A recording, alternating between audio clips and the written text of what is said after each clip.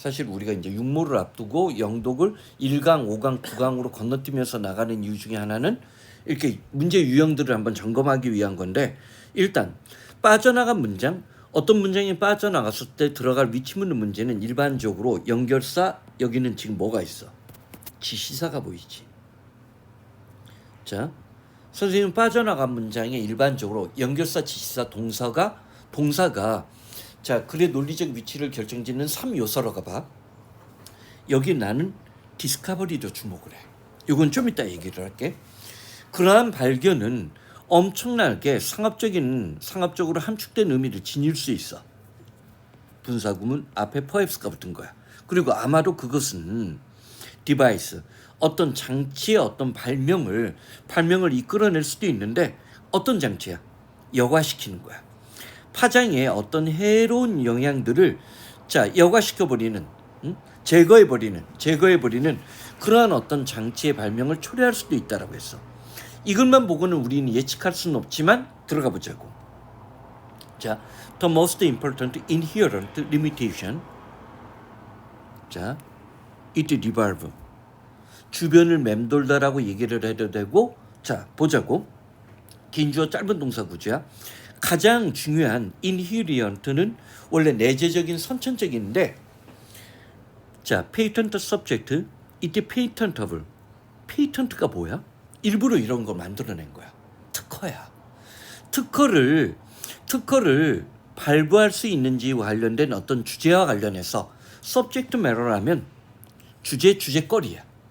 어떤 것들이 특허가 발부될 수 있는 주제거리가 되는지에 대한 가장 중요한 내재적인 어떤 한계는 어떤 제한은 뭐를 맴돌고 있냐면, 뭐를 주변을 둘러싼 논쟁이냐면, 때때로 블러드, 흐릿한 경계라고 했어. 뭐와 뭐 사이에 뭐가 나와? 인벤션과 디스커버리야. 비교를 해주지. 자, 사실 인벤션과 디스커버리는 동의어라고 얘기할 수도 있지만, 자, 인벤션은 발명이고 얘는 발견이야. 발명과 발견 사이에 불분명한 어떤 경계 때문에 그거를 특허를 주는 것이 타당하냐 타당하지 않느냐는 어떤 논쟁이 항상 일어날 수밖에 없다는 거야. 그럼 이 글은 탄력의 전개 방식이 뭐로 뻗어나가야 돼? 비교를 해줘야. 뭐 개념 정의를 수반할 수도 있겠지. 발명은 뭐고 발견은 뭔지에 대해서. 자연의 법칙이나 또는 과학적 원칙, 즉 연구자들이 찾아낸 잠깐만, 어떤 연구자가 찾아낼 수도 있는 자연의 어떤 법칙이나 과학의 어떤 원리 원칙, 이거는 발명이야 발견에 가까워. 발견. 그것은 이게 학술 용어가 종종 이런 표현을 좋아해. 특허를 발부할 수 없다야. 즉 be able to를 쓰지 않고 명사 뒤에 able을 붙이거나 이런 식으로 만드는 거야. 오케이? 특허가 발부될 수 없다라고 얘기했어. 이건 지금 일단 아까 선생님이 비교대조가 될 수도 있고 개념 정의가 부분적으로 서술될 수도 있다라고 했지. 전체 글의 서술 전략은 비교되지만 일단 얘는 뭐에 대한 얘기야? 기본적으로 발명에 관한 얘기야. 예를 들어서 상상해보자라고 했어. 곧장 발명 얘기가 나오지. 그치? 자, 과학자들이 뭔가를 발견했어. 자, 특정한 그 이전에 알려지지 않은 magnetic wave, 자기장이 strike the Earth's atmosphere, 지구 대기를 항타하고 지구 대기랑 충돌하고 있다는 사실을 발견한 거야. 아주 깊은 우주에서 뿜어져 나온 자기장이, 그리고 두 번째 대절이 이어지지. 그리고 이와 같은 종류의 어떤 자기장이 어드버스, 긍정이야 부정이야? 꼭 외워야 될 부정적 형용사야. 어드버서티가 역경 고난이니까 그거랑 묶어서 외우면 기억이 오래 잔존할 수도 있어. 어드버스는, 왜냐면 이게 어드버스라는 이 표현은 정비례 반비례 할 때도 꽤 많이 나와. 그러니까 사실은 쓰는 기준으로 보면 필수 단어야. 이러한 종류의 어떤 자기장은 트랜스미션 데이터, between the Earth's communication satellite, 지구와 대기 중에 있는 어떤 통신 위성 사이의 어떤 전파에 불리한 작용을 방해하는 영향력을 발휘하고 있다는 것을 발견을 한 거야.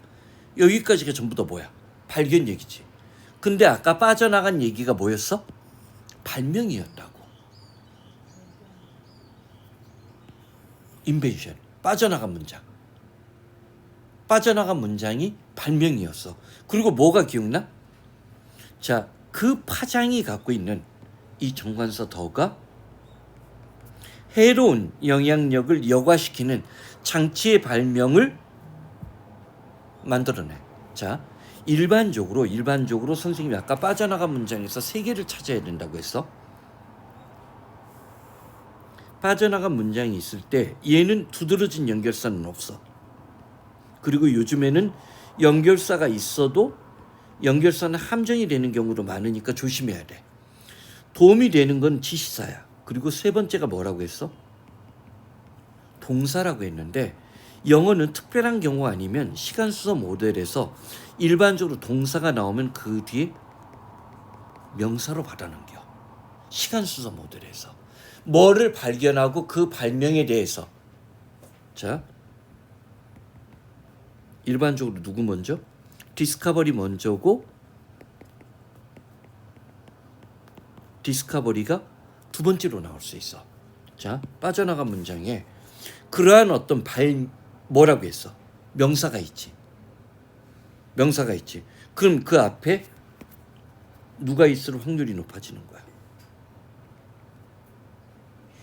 그치? 그리고 이 더 웨이브도 지시사야. 그러면 위치적으로 나는 3번일 가능성이 높아진다고 보는 거야. 여긴 지금 단서가 두 개가 있는 거야. 동사를 명사로 만든 디스커버리가 있고, 예를 들어서 어떤 과학자가 그 이전에 알려지지 않았던 자기장이 지구의 대기를 아주 깊은 우주에서 나온 대기에서 깊은 지구의 어떤 대기를 충돌하고 있다는 사실을 발견했고, 이와 같은 종류의 파장이 통신위성의 어떤 전달, 지구 표면과 통신위성 사이의 어떤 정보 통신에 불리하고 부정적인 어떤 영향을 끼치고 있다는 사실을 발견을 한 거야. 그리고 그러한 어떤 발견은 상업적으로는 엄청난 잠재력을 지닐 수 있고 특정한 어떤 장치 어떤 발명을 초래할 수도 있다. 이어질 수 있지. 일단 3번이 논리적으로나 아까 얘기했던 지시사랑 동사 명사 관계 속에서 위치적으로 포착이 돼. 필터링 디바이스로 아까도 여기 봐. 여기로 지금 누구야? 동사지. 그런 여가 장치의 어떤 발명자는 인타이틀. 타이틀이 제목이란 뜻도 있지만 자격이란 뜻도 있어. 그래서 인타이틀하면 자격을 부여하는데 그 필터링, 여기 정관사 더도 있지. 일반적으로 적절한 위치 고르는 문제는 답을 고르고 나서 반드시 그 다음 문장에서 오답 체크를 하는 게 좋아. 지금 더 필터링 디바이스 얘가 오답 체크를 하고 있는 거야. 그 필터링 디바이스를 발명한 발명가는 아마 특허에 대한 어떤 자격을 부여받을 수도 있어. 요 짧은 문장에서 시간 순서 모델이 만들어진 거지. 기본적으로는 비교를 해주지만 이 순간 여기서 뭐가? 시간 순서 모델이 만들어진 거야. 오케이?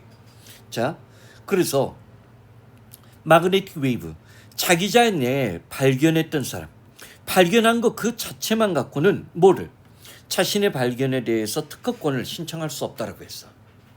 다시 한번 발견과 발명의 차이를 비교대조하고 있지?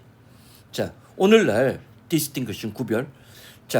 뭔가를 발견한 것과 발명 사이의 경계는 점점 더 중요해지고 있어. 어떤 분야에서? 제네틱 엔지니어링. 유전 어떤 공학이나 바이오 테크놀로지 분야에서 점점 더 중요해지고 있다는 얘기는 이 경계가 뭐해지고 있다는 거야. 특히 유전 공학이나 바이오 테크놀로지 생명공학 분야에서는 발명과 발견의 차이가 모호하고 불분명한 경계들이 많이 나타나고 있다는 것을 암시하면서 글이 끝나는 거지. 뒷부분에 더 얘기가 나오겠지만 우리가 그것까지 알 필요는 없는 거고. 오케이?